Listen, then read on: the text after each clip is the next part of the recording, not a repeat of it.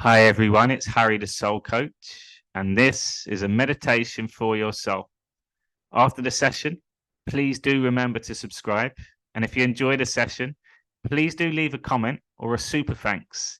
And I'd be super grateful if you were able to share this with your friends and family. It's time to go on a solar coaster. Meditation is far more beyond that word. Meditation is God. And it's a gateway to God. It's an understanding of God. It's a oneness with God. That oneness is you and the creator. You become the creator. So that is oneness. It's wholeness. It's completeness. It's magic. And I know now that one of my reasons for being here is the message of God. And God, the word, was the thing that put me off. The word of God, the message of God is just telling your story. Your story adds to God's story. It's your unique expression of God. So it's to explain your story from a place of love. Love is creation. When you express yourself, it's your feelings that you're describing for others to take on. Meditation allows me to share my insights that come up, to also be able to put them into words, and then to leave the door open for you to create. And that is where we're going in tonight. It's the portal. I just call myself a portal now. I'm just helping connect a bridge for one way of finding God, meditation. And then once you're in that space, it's you that asks the questions. It's you that creates the images. It's you that has the experience. So all it is you. It's just the same as listening to a song and being inspired, or watching a movie and taking some really important teachings. All of that is the word of God. It's creation.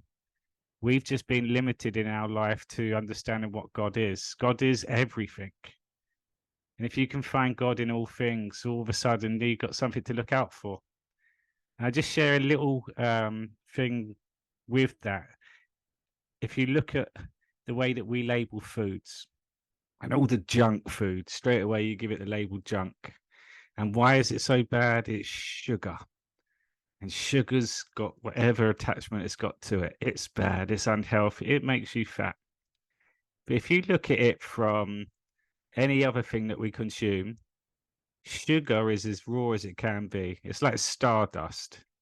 So if you make a wish, it will come true. The reason why they give it all those labels is if you change the way you approached it and you use that sugar as fuel, you're feeding it for your soul. It's another creation. So think about 99% of it could be bad, yet 1% of it is God.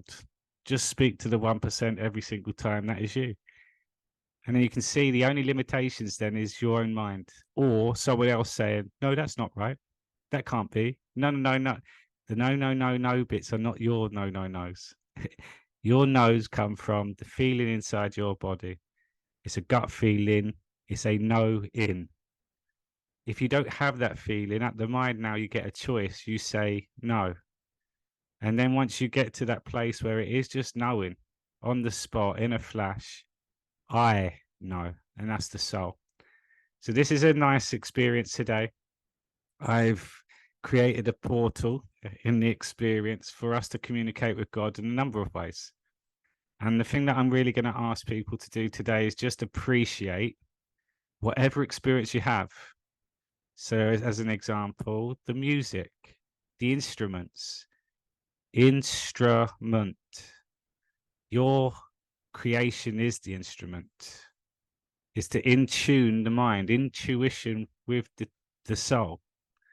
All of the words, all of the creations, all the sounds, take it all in so it's directly speaking to you, and then flip it inwards. You're feeling every single part of it. And then you can see where the bridge comes from. We're sharing energy space now. We go beyond the mind and we go beyond the body. So, everyone, counting down from 4, 4, 3, 2, 1, go. Closing your eyes.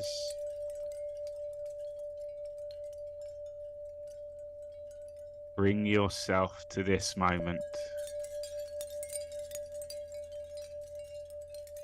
Take your attention straight to the body and imagine a big sigh and a complete release of the body.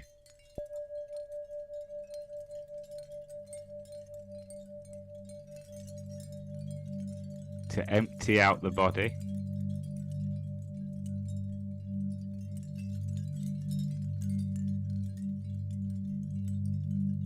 Notice that feeling.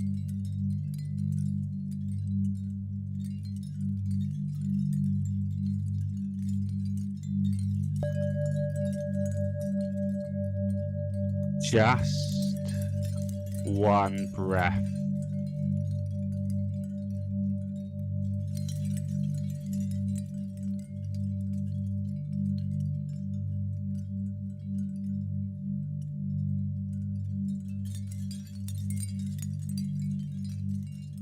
That feeling inside your body.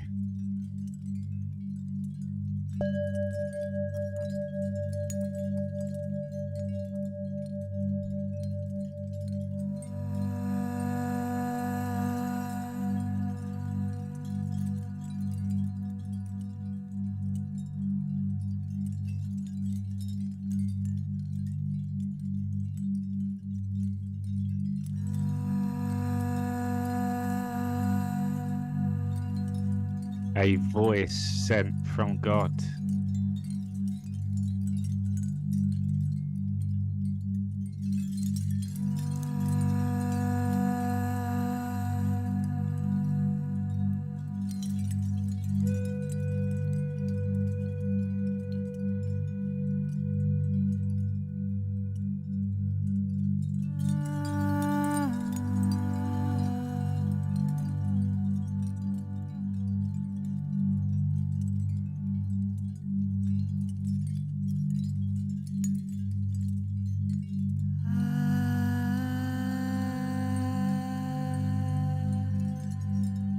Completely let go.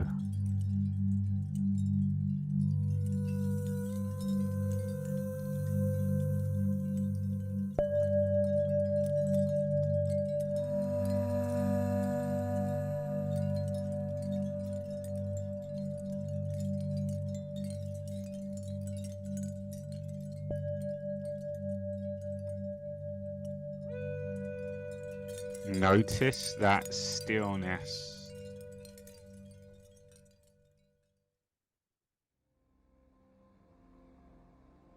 So starting at your roots, your seed planted in the soil.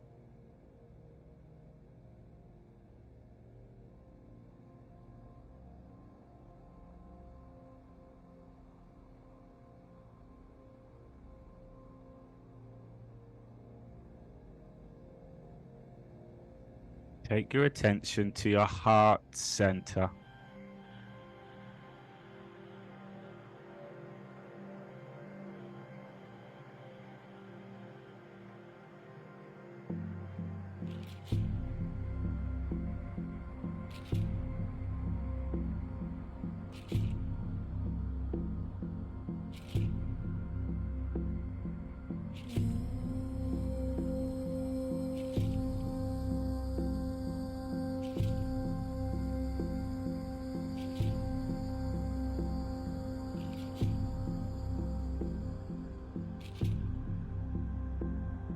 Bring awareness to your body.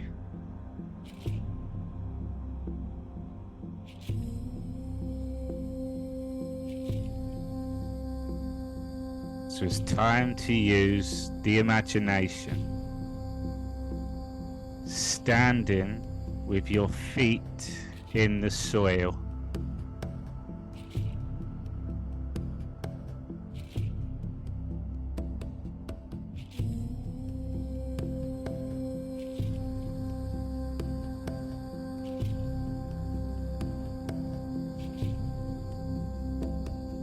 Bring awareness to the soles of your feet.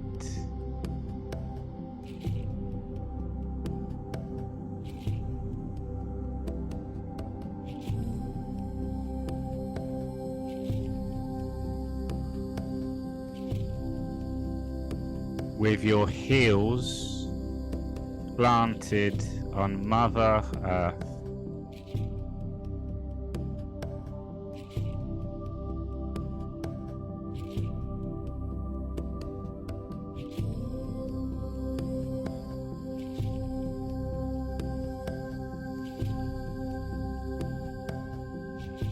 Fully grounded with nature.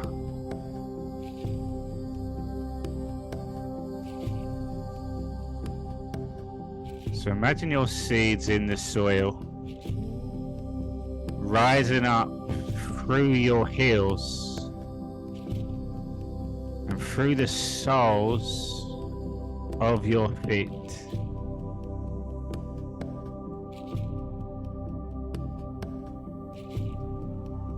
Spiraling up the body.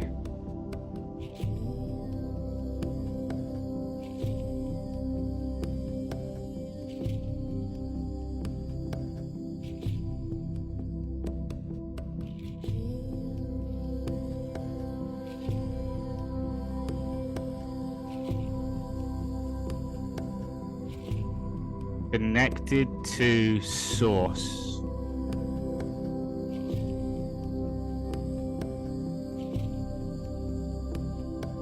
Connected to Mother Earth.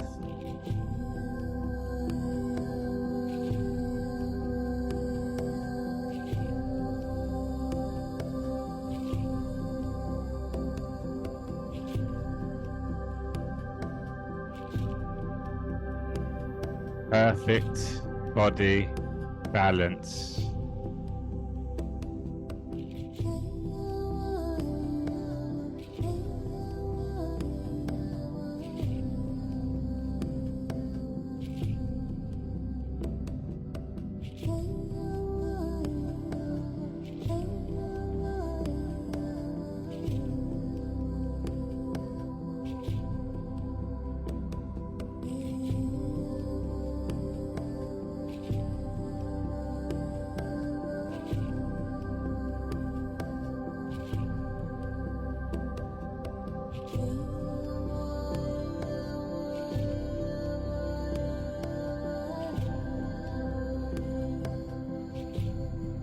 Bring awareness to the inner body.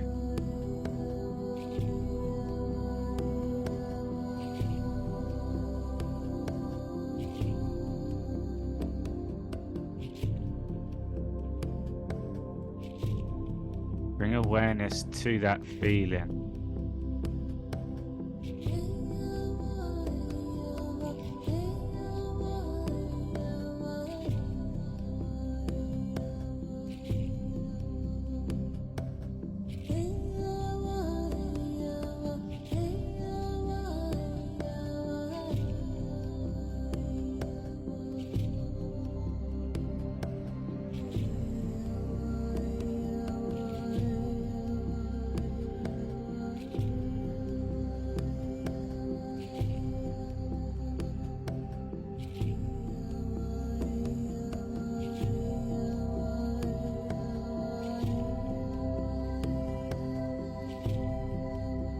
Feel the life inside your body.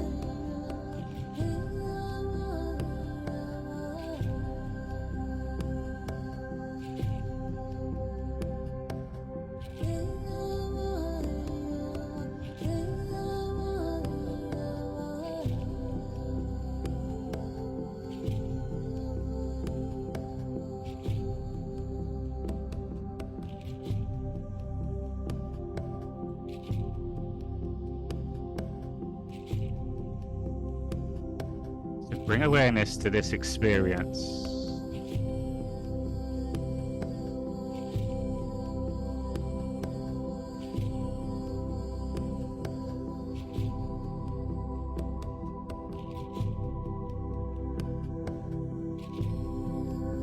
Completely at peace.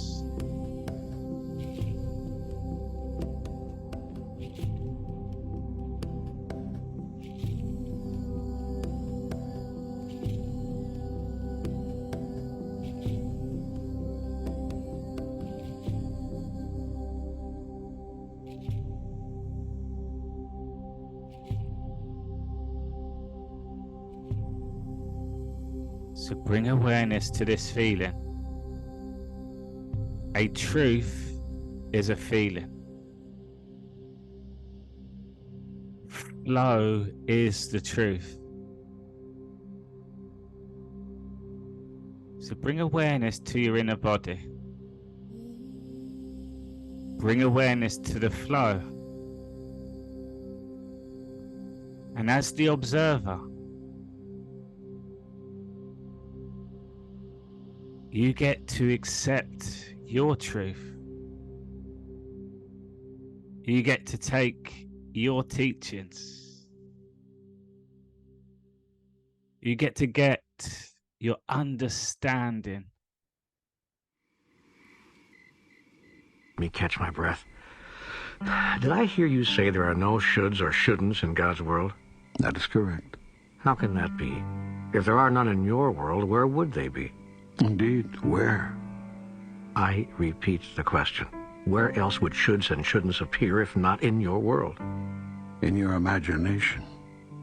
But those who have taught me all about the rights and wrongs, the do's and don'ts, the shoulds and shouldn'ts, told me all those rules were laid down by you, by God.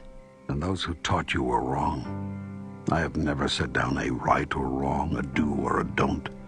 To do so would be to strip you completely of your greatest gift, the opportunity to do as you please and experience the results of that, the chance to create yourself anew in the image and likeness of who you really are, the space to produce a reality of a higher and higher you based on your grandest idea of what it is of which you are capable. To say that something, a thought, a word, an action is wrong would be as much as to tell you not to do it. To tell you not to do it would be to prohibit you. To prohibit you would be to restrict you. To restrict you would be to deny the reality of who you really are, as well as the opportunity for you to create and experience that truth. There are those who say that I have given you free will, yet these same people claim that if you do not obey me, I will send you to hell. What kind of free will is that? Does this not make a mockery of God? To say nothing of any sort of true relationship between us? Well, now we're getting into another area I wanted to discuss, and that's this whole business about heaven and hell. From what I'm gathering here, there's no such thing as hell. There is hell, but it is not what you think, and you do not experience it for the reasons you've been given. What is hell? It is the experience of the worst possible outcome of your choices, decisions, and creations. It is the natural consequence of any thought which denies me or says no to who you are in relationship to me. It is the pain you suffer through wrong thinking. Yet even the term wrong thinking is a misnomer, because there is no such thing as that which is wrong. Hell is the opposite of joy. It is unfulfillment. It is knowing who and what you are and failing to experience that. It is being less. That is hell. And there is none greater for your soul. But hell does not exist as this place you have fantasized, where you burn in some everlasting fire, exist in some state of everlasting torment. What purpose could I have in that? Even if I did hold the extraordinarily ungodly thought that you did not deserve heaven, why would I have a need to seek some kind of revenge or punishment for your failing? Wouldn't it be a simple matter for me to just dispose of you? What vengeful part of me would require that I subject you to eternal suffering of a type and at a level beyond description? If you answer, the need for justice, would not a simple denial of communion with me in heaven serve the ends of justice? Is the unending infliction of pain also required? I tell you, there is no such experience after death as you have constructed in your fear-based theologies. Yet there is an experience of the soul so unhappy, so incomplete, so less than whole, so separated from God's greatest joy, that to your soul this would be hell. But I tell you, I do not send you there, nor do I cause this experience to be visited upon you. You yourself create the experience, whenever and however you separate yourself from your own highest thought about you. You yourself create the experience, whenever you deny yourself, whenever you reject who and what you really are. Yet even this experience is never eternal.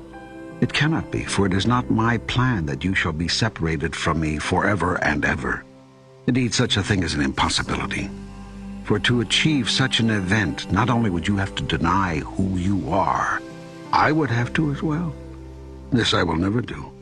And so long as one of us holds the truth about you, the truth about you shall ultimately prevail.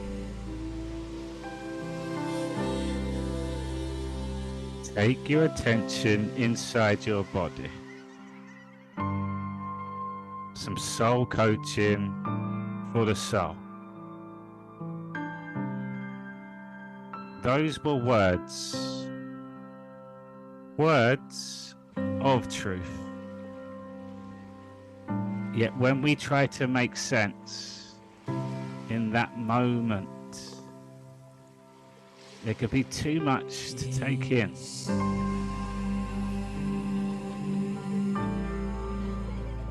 So the key is to take yourself inside your body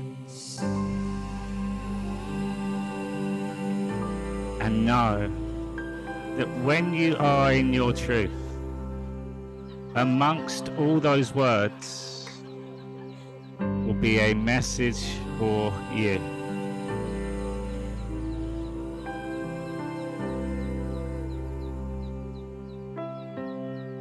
And that was the gift from God. So we're going to go back through words again. And to separate the body, the mind, and experience as the soul. Go beyond words. Stay with the feeling.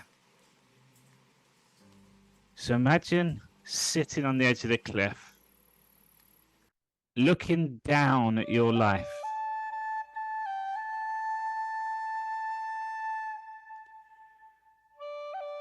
Your past memories, those moments down in the depths. And there's this future land.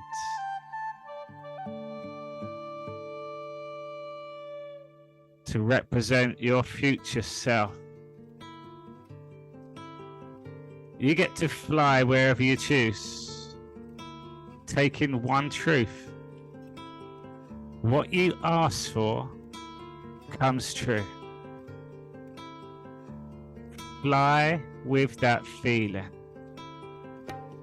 You and your truth.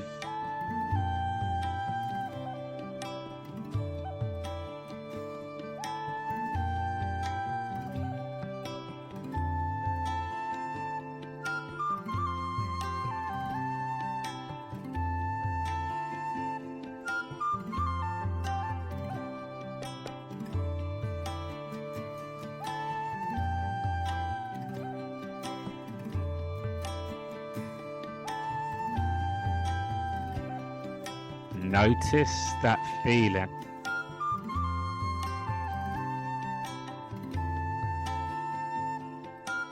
Just one breath with that feeling.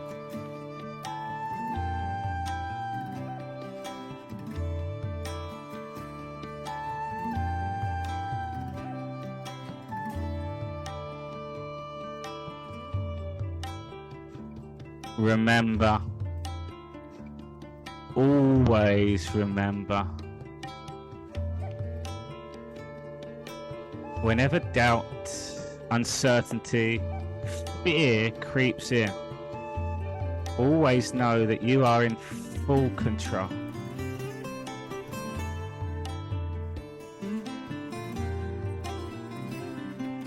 You have always been in control.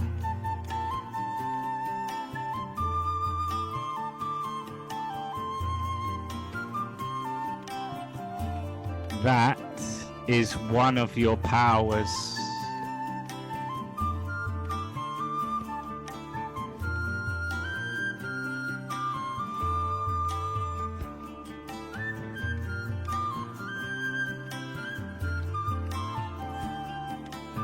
Now take your attention inside your body.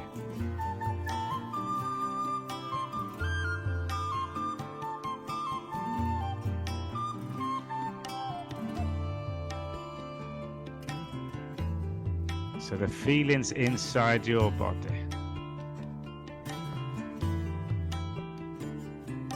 Feel the magic inside your body.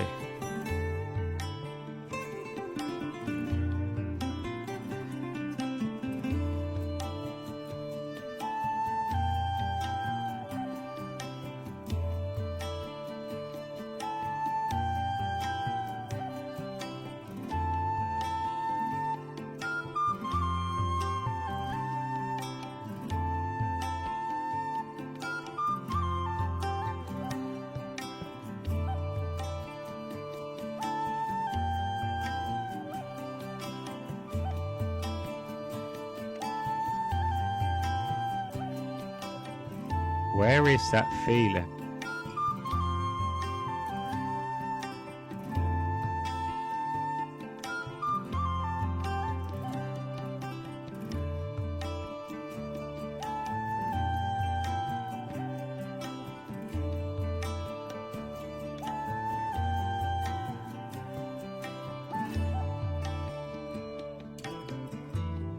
Creating the images to describe that feeling.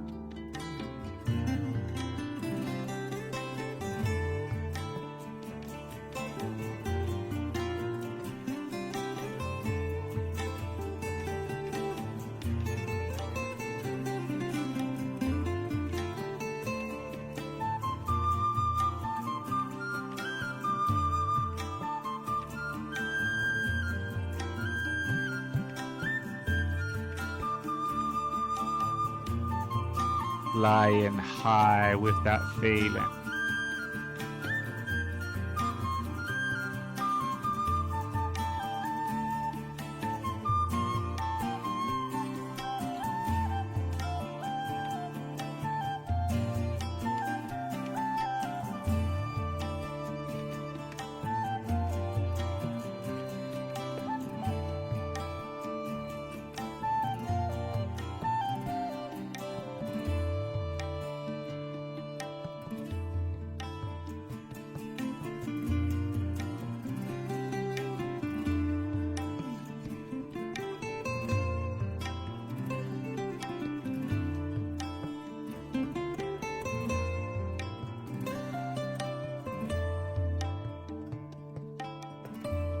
Now, if you could express this feeling,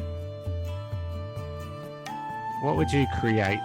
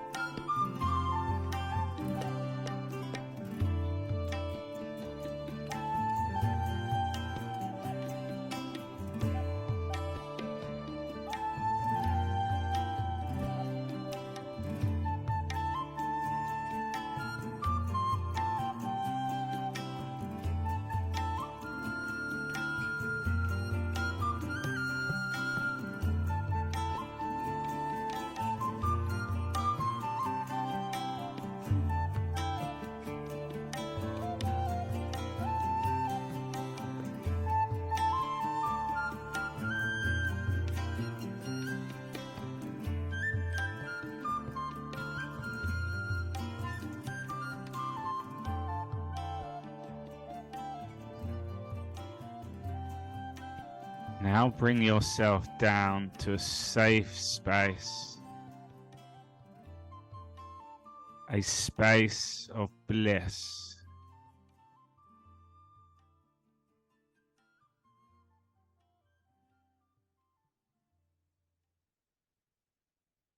It's time to get in tune with your body.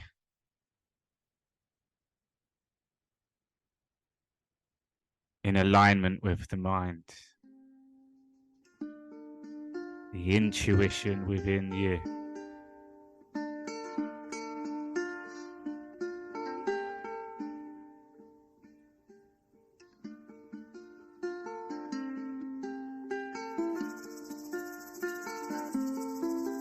So remember, the words, the stories, the creation from others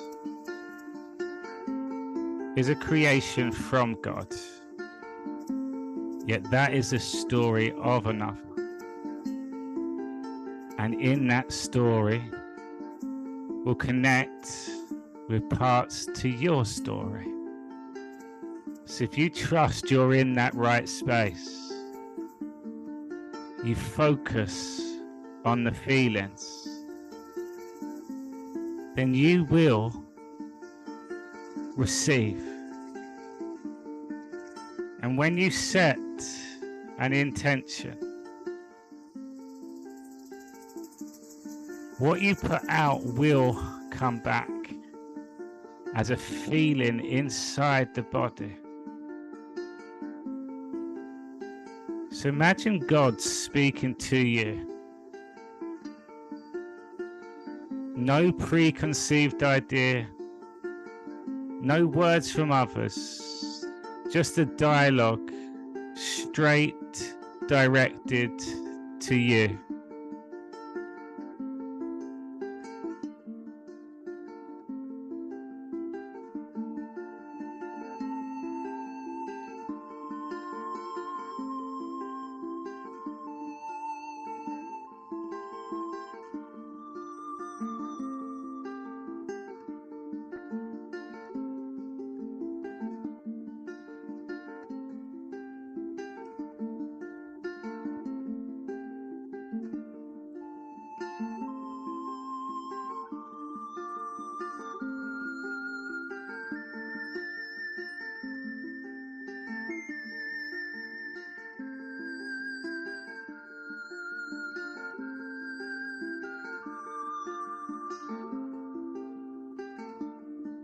Take the teachings.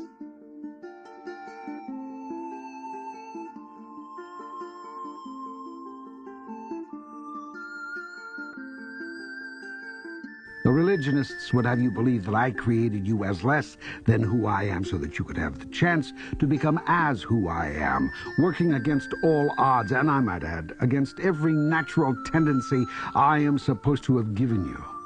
Among these so-called natural tendencies is the tendency to sin. You are taught that you were born in sin, that you will die in sin, and that to sin is your nature. One of your religions even teaches you that you can do nothing about this. Your own actions are irrelevant and meaningless. It is arrogant to think that by some action of yours you can get to heaven. There is only one way to heaven, salvation, and that is through no undertaking of your own, but through the grace granted you by God through acceptance of His Son as your intermediary.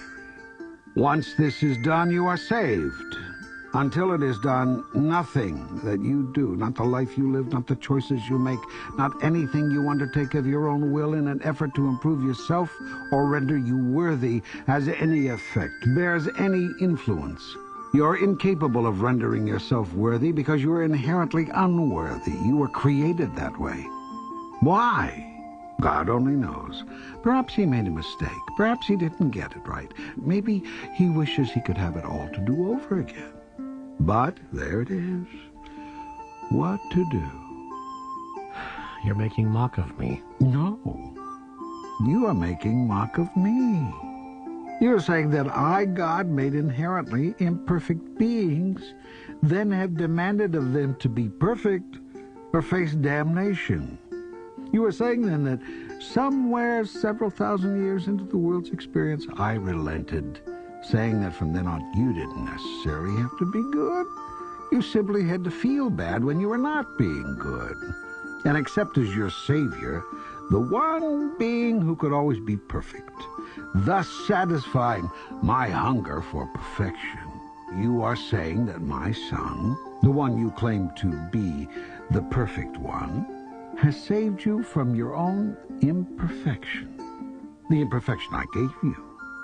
In other words, God's Son has saved you from what His Father did. This is how you, many of you, say I've set it up. Now, who is mocking whom? Well, this is the second time you seem to have launched a frontal attack on fundamentalist Christianity, and I'm surprised. You have chosen the word attack. I am simply engaging the issue. And the issue, by the way, is not fundamentalist Christianity, as you put it. It is the entire nature of God and of God's relationship to man. The question comes up here because we were discussing the matter of obligations in relationships and in life itself. You cannot believe in an obligation-less relationship because you cannot accept who and what you really are. You call a life of complete freedom spiritual anarchy. I call it God's great promise. It is only within the context of this promise that God's great plan can be completed. You have no obligation in relationship. You have only opportunity. Opportunity, not obligation, is the cornerstone of religion, the basis of all spirituality. So long as you see it the other way around, you will have missed the point. Relationship, your relationship to all things, was created as your perfect tool in the work of the soul. That is why all human relationships are sacred ground. It is why every personal relationship is holy. In this, many churches have it right. Marriage is a sacrament, but not because of its sacred obligations, rather because of its unequaled opportunity. Never do anything in relationship out of a sense of obligation. Do whatever you do out of a sense of the glorious opportunity your relationship affords you to decide and to be who you really are.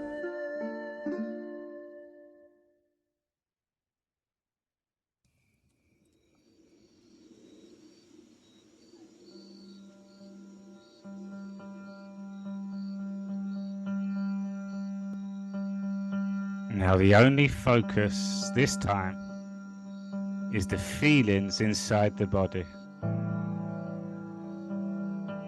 As soon as the mind goes to a thought, bring that thought back inside the body, straight to the heart center. A truth is a truth. And in this experience, you experience the truth. It's your perspective.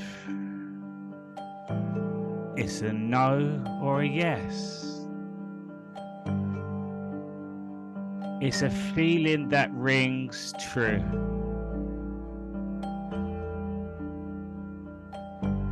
Just one breath.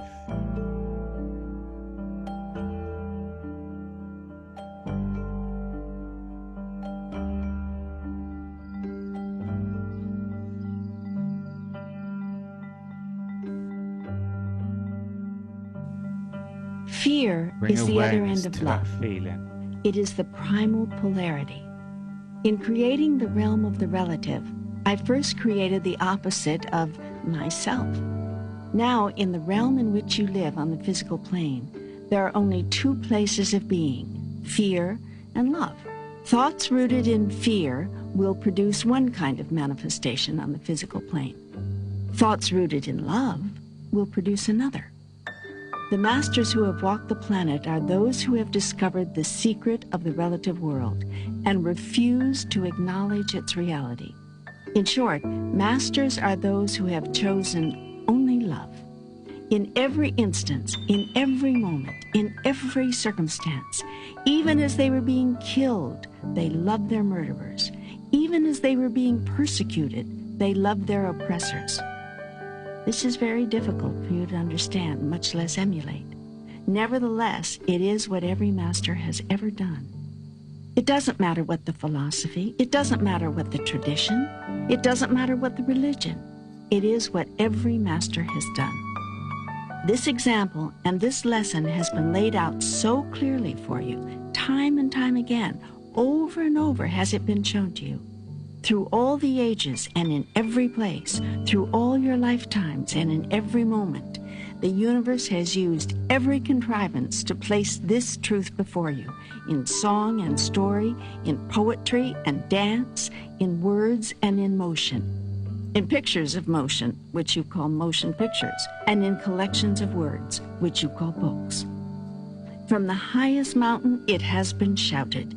In the lowest place, its whisper has been heard. Through the corridors of all human experience has this truth been echoed. Love is the answer.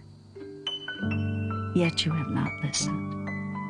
Now come you to this conversation, asking God again what God has told you countless times in countless ways. Yet I will tell you again, here. Will you listen now? Will you truly hear?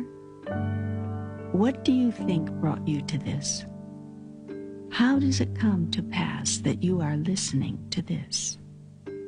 Do you think I know not what I am doing? There are no coincidences in the universe. I have heard the crying of your heart. I have seen the searching of your soul. I know how deeply you have desired the truth. In pain have you called out for it, and in joy. Unendingly have you beseeched me, show myself, explain myself, reveal myself. I am doing so here, in terms so plain, you cannot misunderstand, in language so simple, you cannot be confused, in vocabulary so common, you cannot get lost in the verbiage. So go ahead now, ask me anything, anything. I will contrive to bring you the answer. The whole universe will I use to do this, so be on the lookout. This is far from my only tool. You may ask a question, then put this down, but watch, listen. The words to the next song you hear, the information in the next article you read, the storyline of the next movie you watch, the chance utterance of the next person you meet, or the whisper of the next river, the next ocean, the next breeze that caresses your ear.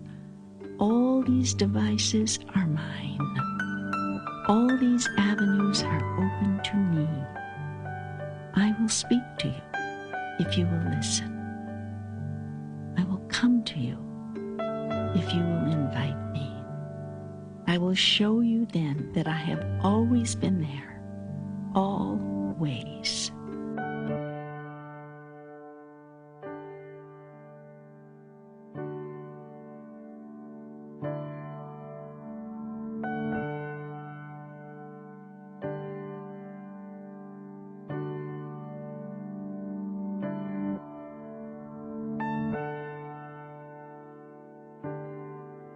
Bring awareness to that feeling.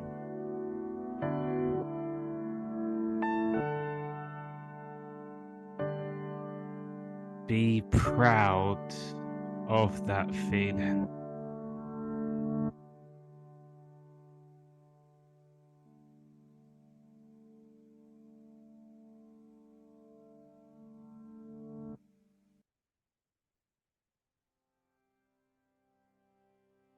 Just one breath with that feeling.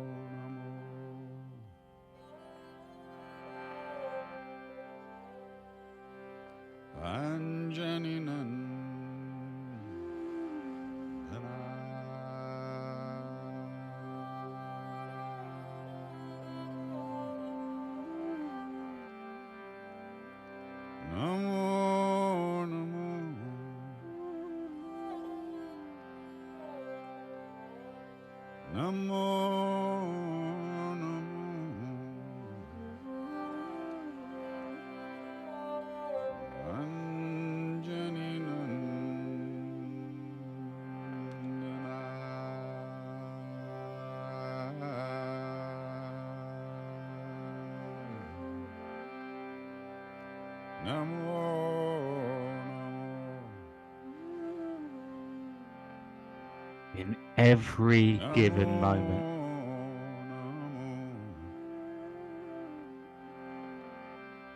There is love.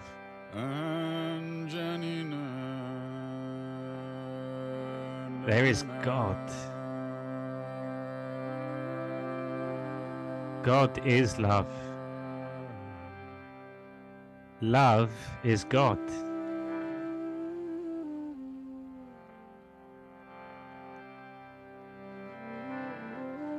I want you to feel that love bursting out of your body, flowing through your body, spiraling around your body in all ways, always with God.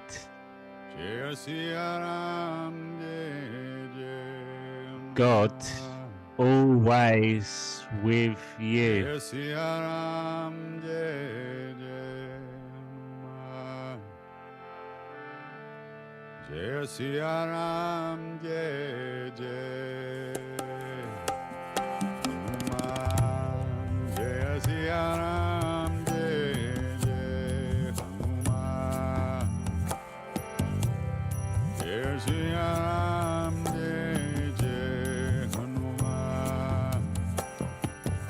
Cherish these moments exactly where you are supposed to be.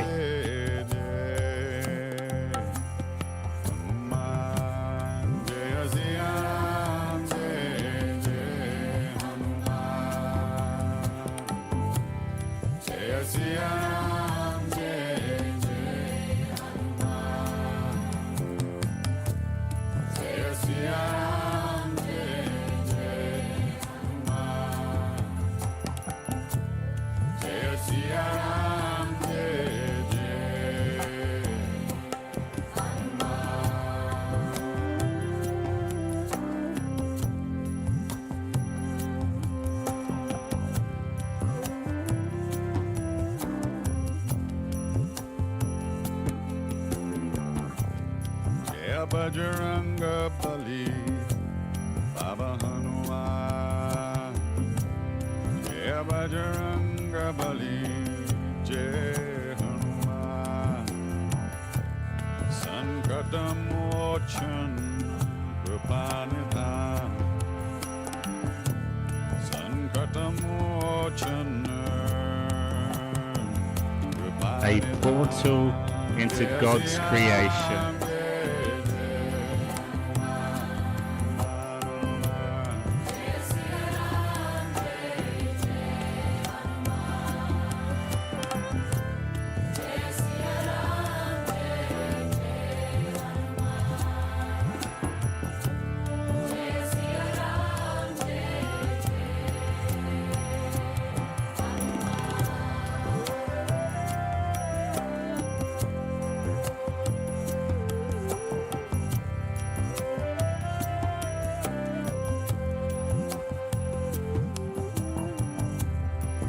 Bajranga Bali, Jai Hanuman.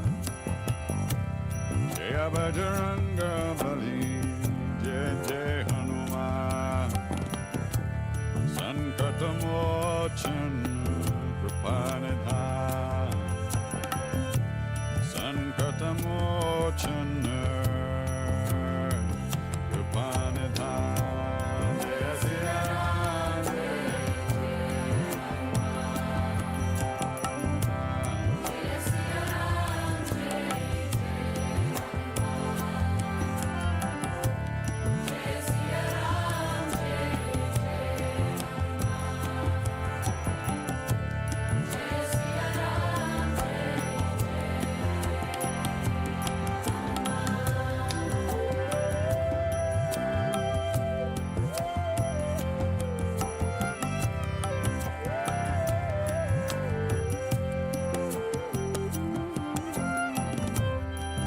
Jai Jai Hanuman Gosai Best thing about this feeling is it's the feeling inside your body.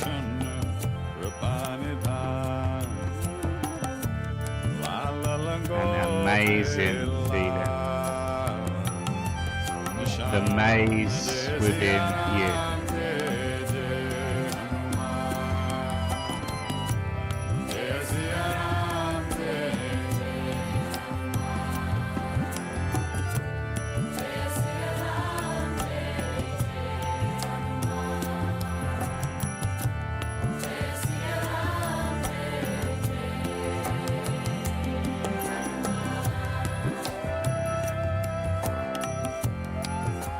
I'm going to leave you here in this moment to stay with that feeling.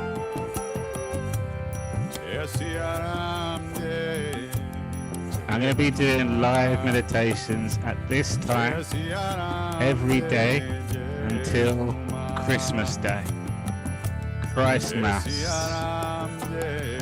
The more we get consistent in these spaces, the more we ask, the more we receive.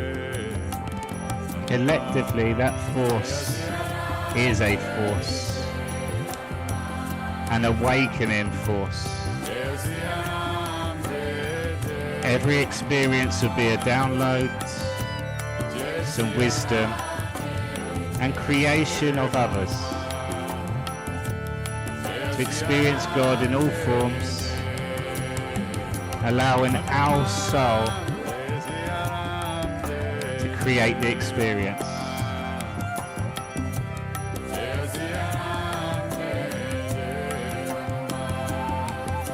So if you feel that this is worth a coffee, please do show your support. I'll leave the link below after all these creations, and there's going to be a lot more interesting playlists and a lot more personalized ones that we can start incorporating our daily lives and showing the power of God. And the beauty of all of this is God is within you. That is a knowing. Sending lots of love, lots of gratitude, and a super soulful thank you. Take care, everyone.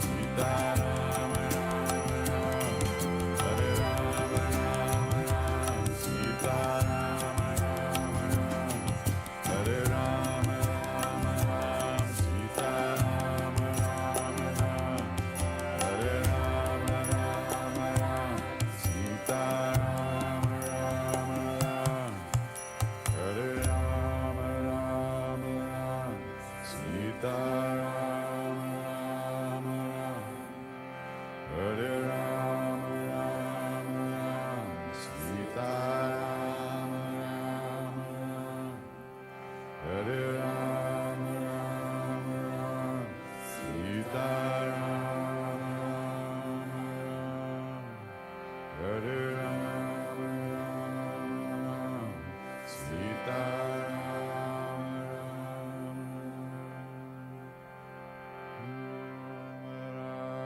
Ram, Sita Ram.